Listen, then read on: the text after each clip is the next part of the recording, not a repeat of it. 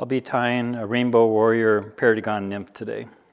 For comparison purposes, this is what I normally tie for a Rainbow Warrior. And the difference is on a Perdigon, you want it to drop like a rock.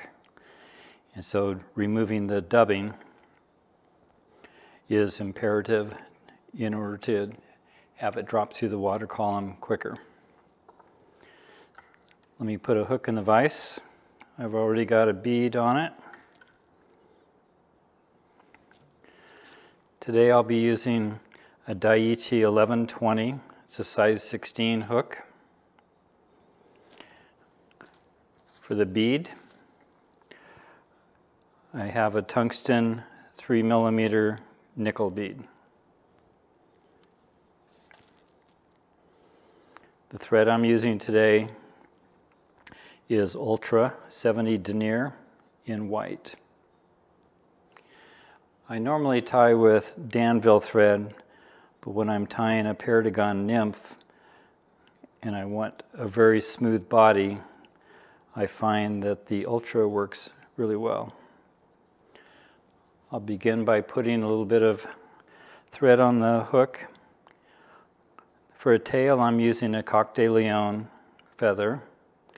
You can tell how straight and speckled these fibers are.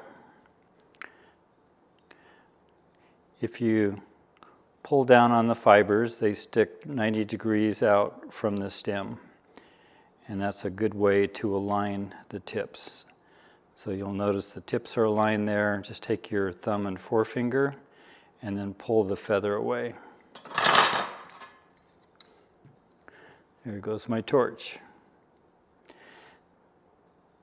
If I hold my hackle up, the hackle fibers up, I want it about as long as the shank of the hook.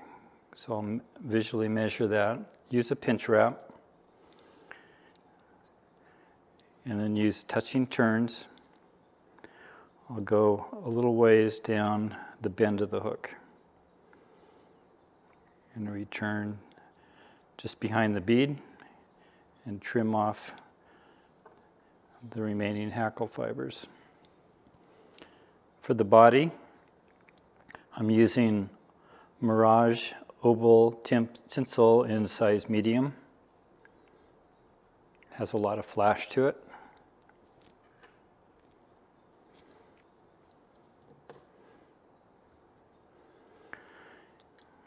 Use a soft wrap or a pinch wrap to start it right behind the bead, and I'm holding the tinsel up at a slight angle, and I'm using touching turns to go down to the spot where I tied in the tail.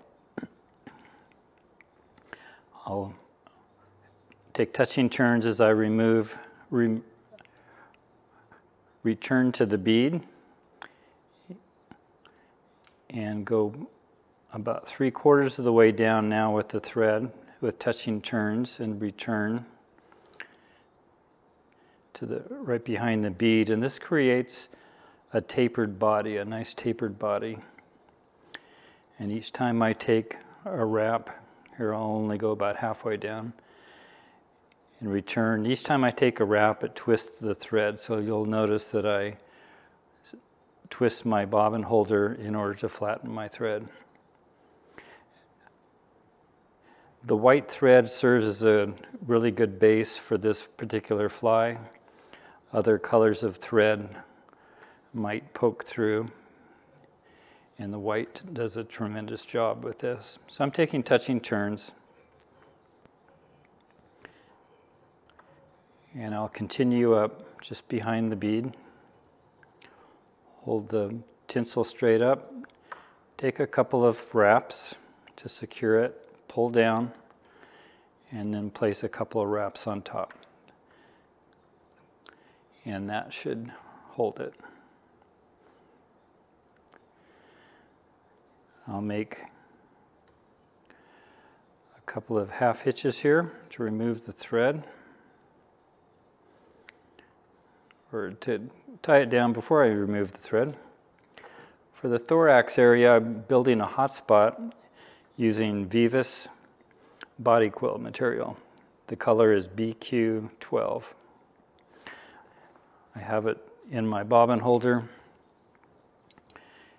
and I'm going to take about 4 or 5 wraps and trim the butt end. And I'll continue to flatten this as well. Now I want to create a tapered thorax area, and in order to do that I'm going to build up a base.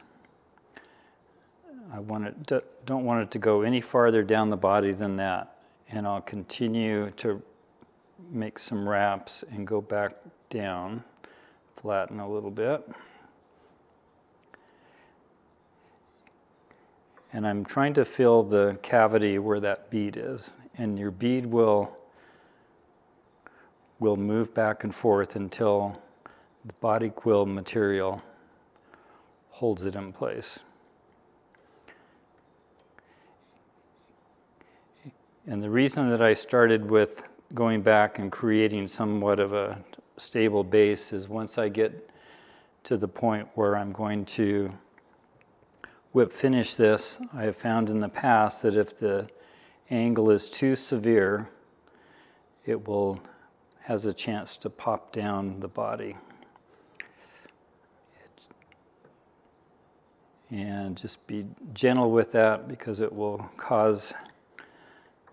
potentially cause that to tear.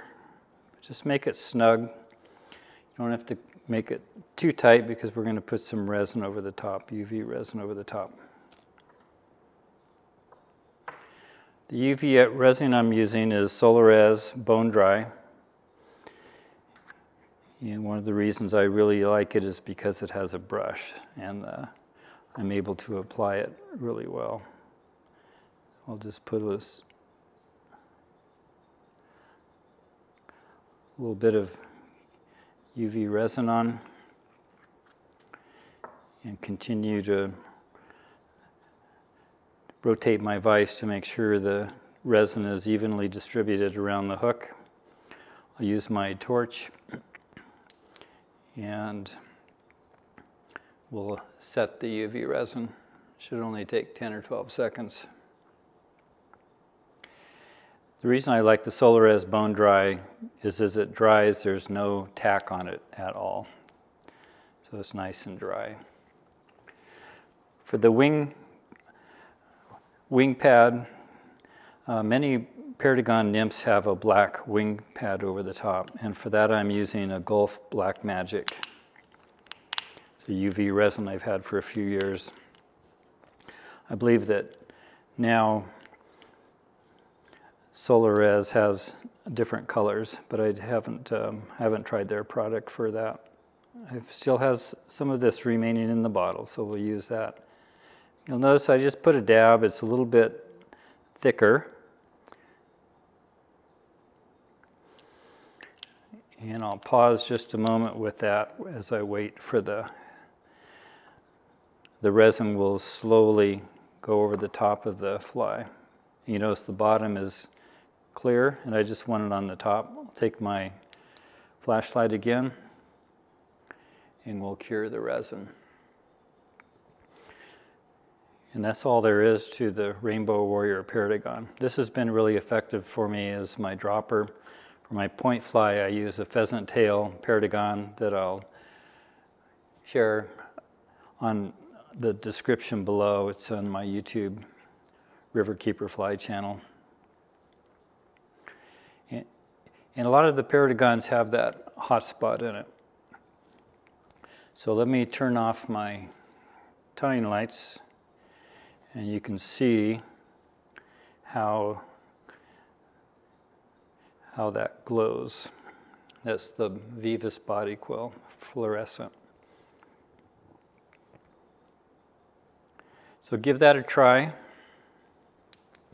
and see what you think. I'll link the fly pattern sheet on my RiverKeeper Fly website. And if you liked the video, please click the like button and subscribe, and I'll see you next time.